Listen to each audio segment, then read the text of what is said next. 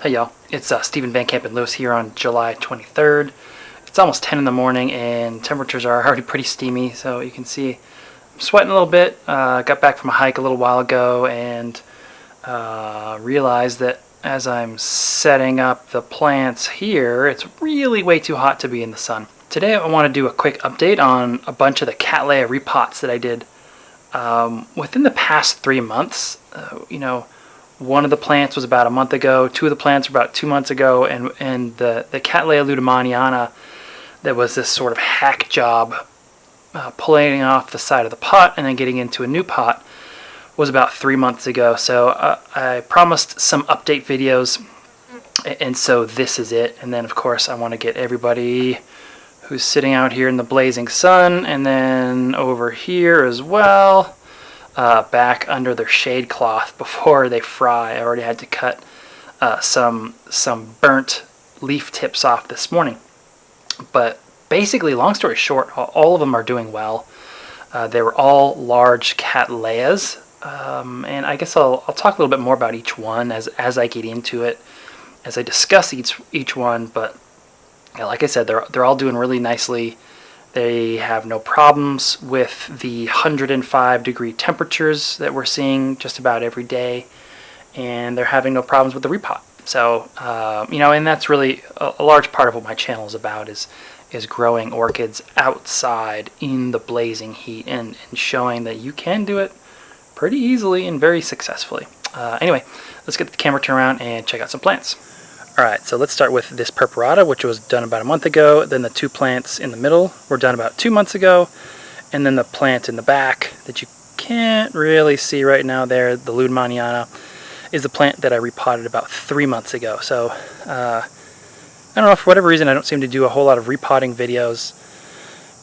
But I seem to have gotten quite a bit of interest in what's happening with these particular plants. So I figured at least a few update videos are warranted, probably through the end of the year, and then maybe one by the end of next year, so everybody can just see how they're all doing. But so this is one that was repotted about a month ago. It's Cattleya Purpurata, and this is one I believe that I got from Olon Poly Orchids not too long ago, and Sergio Garcia out there has great breeding, so I encourage everybody to check out his website. But so there was a small growth that was sort of diving down, and actually, if you recall, this one had started to walk out of the pot. This growth was outside of the pot, and then there was another growth coming off of here that was just diving straight down into the media. I was unable to find it in here, so it may have died. It may have actually just gone straight to the bottom. We'll find out soon. But there is, let me see, you can see a new growth is starting right there. So it's doing okay. It's pretty skinny. The bulbs here are pretty skinny. You can see sort of these ribs coming down on just about all of them. But that's to be expected after repot, and especially after repot where the new roots aren't really starting in earnest. So plus the heat, it's desiccating everything. So this is about where I would expect it to be. I suspect that we'll get 1 or even 2 new growths this year, and then this one will probably bloom again in spring on an average to subpar flower, which is typically what happens when you repot a large plant. The next subsequent flowering, even if you get the root timing correctly, it's not going to be a great bloom. So plugging along, doing okay. The next two are a couple of pretty large plants, actually. I got these from my friend Jean as she wrapped up her collection and got out of orchids. But this is Cattleya Elegons.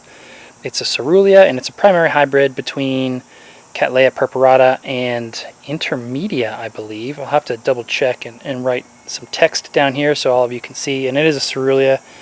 This actually comes from SVOs. This is a division that Jean got from Sunset Valley Orchids.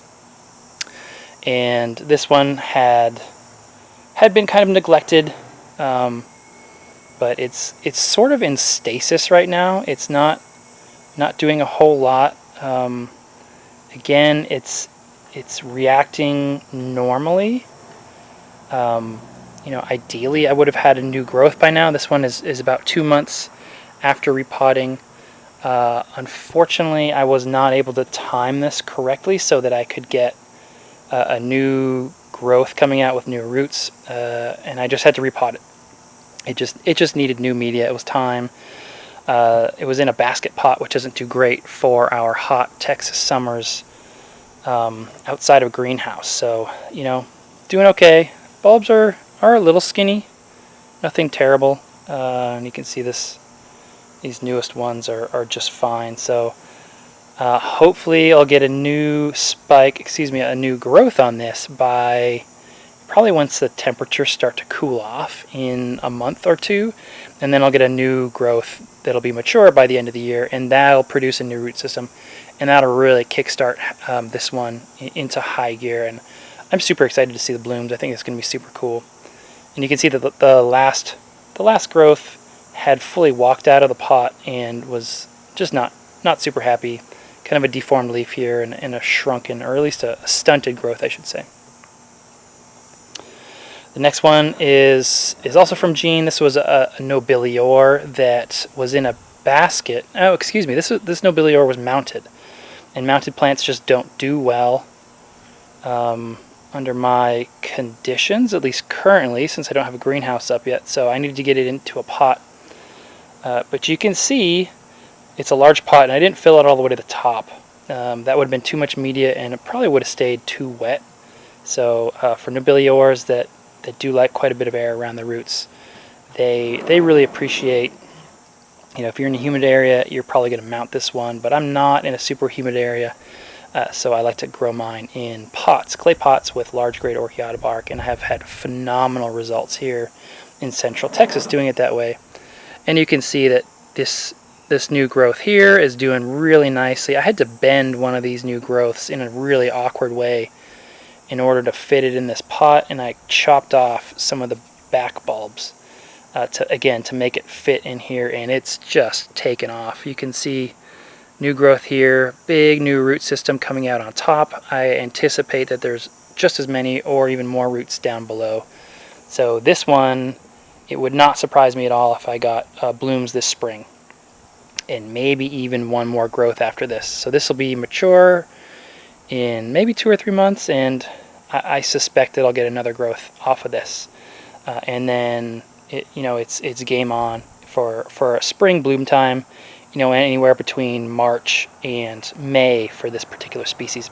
I'm not super familiar with its clone. There's quite a bit of variability in when they'll bloom, with the same plant typically blooming at the same time of year, but different plants probably from different regions blooming, from different regions of Brazil originally, blooming at different times of the spring. And finally, probably my most controversial one is this is the lueddemanniana that had completely walked out of its pot and was basically mounted to the side of the pot, which you can see, the side of the old pot is still visible here. Let's see if we can get a good shot where the sunlight's actually showing you what I'm talking about. And the plant is still glued to the side, and I actually got some pointed comments from folks on the YouTube video, as well as on Facebook, where I post the videos every now and then, saying that I had chopped it too much, this is going to die on me, and this is the end of the world, basically. And to all those people I say, A, you're wrong. I've been doing this for a long time, so I know what lueddemanniana can handle, and B, you're wrong, because you can see here it's doing just fine. You can see new roots right here, a new root coming along, plus a new growth. Lueddemanniana really is just such an incredibly difficult species to kill. They are pretty bulletproof. They come from super hot areas of Brazil and some of the surrounding areas, so some of the surrounding countries, I should say. They grow like an absolute weed here in my conditions. Lueddemanniana grows crazy fast. Nobilior grows crazy fast for me. To be honest, most of the Cattleyas, the heat-loving Cattleyas, do really, really well with these crazy high temperatures that we get every single year. But yeah, I fully anticipate this new growth here maturing, and I'll probably get another one, and then I'll get some spring blooms.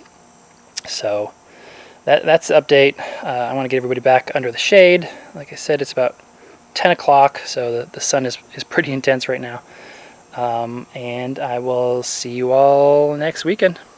Bye.